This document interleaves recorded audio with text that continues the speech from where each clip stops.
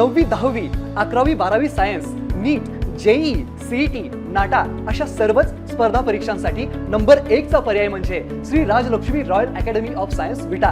कारण इथे मिळतो number 1 result, number 1 teaching quality, number 1 infrastructure, सर्व गुणवंत विद्यार्थ्यांना लाखो रुपयांची स्कॉलरशिप. आमच्या सर्वांगीण विकास आणि पर्सनॅलिटी डेव्हलपमेंटसाठी अनेक नाविन्यपूर्ण उपक्रम. गरजू व अभ्यासू विद्यार्थ्यांसाठी दत्तक योजना. आणि म्हणूनच इथे गुणवत्ता हे संस्कार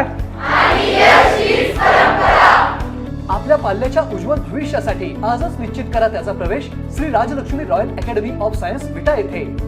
नमस्कार, प्राईम न्यूजमध्ये आपल्या सर्वांचे स्वागत.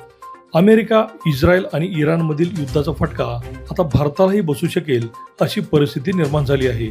भारताचा सहभाग युद्धात नसूनही आपल्याकडे तेल आणि गॅस तुटवड्याने सामान्य नागरिक बेहाल झालेला पाहायला मिळत आहे.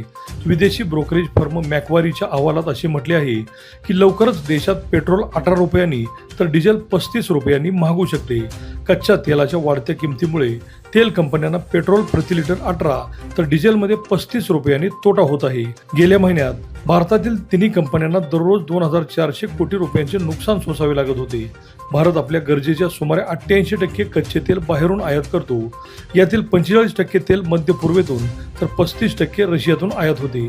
अजूनही तोटा सहन करीत असलेल्या कंपन्या 5 राज्यातील निवडणुकीनंतर तेलाचे दर वाढवू शकतात आणि असे झाले तर मात्र भारतात हाहाकार माजणार यात शंका नाही. डिझेलचे दर वाढले तर मात्र महागाईचा भडका उडणार असून सर्वसामान्य माणसाचे महिन्याचे बजेटच कोलमडणार आहे. डिझेल दर वाढले तर प्रत्येक व्यवसायासाठी आयात मालावरील दर वाढणार असून किराणा, कापड, हॉटेल, औषधे याबरोबर बाजारातील सर्वच मालाचे दर वाढले तर मात्र अवघड होणार आहे. एसटी बस, ट्रक, टेम्पो, रिक्षा यांचे भाडेही वाढणार आहे. त्यामुळे प्रवास खर्च वाचवण्यासाठी माणूस हा बाहेर पडणार नाही.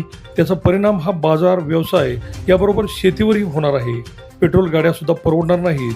डिझेल वाढले तर शेती खर्चही वाढणार आहे. त्यामुळे शेतकरी प्रचंड अडचणीत सापडणार आहे. जर युद्धच थांबले नाही तर मात्र कोरोनासारखी परिस्थिती निर्माण होऊ शकते. पाकिस्तान, नेपाळ, बांगलादेश, श्रीलंकेत आत्ताच लॉकडाऊन सुरू असून परिस्थिती जर सुधारली नाही तर भारतातही लॉकडाऊन लागू शकतो. अर्थात हा अंदाज असला तरी युद्ध वाढले तर परिस्थिती प्रचंड भयानक होऊ शकते. त्यामुळे पेट्रोल, डिझेल वाढणार च्या बातमीने सर्वसामान्य माणूस प्रचंड धास्तावला असून लवकरच परिस्थिती भयंकर रूप घेऊ शकते असे तज्ज्ञांचे मत आहे. अभिजित शिंदे, प्राईम न्यूज, विटा.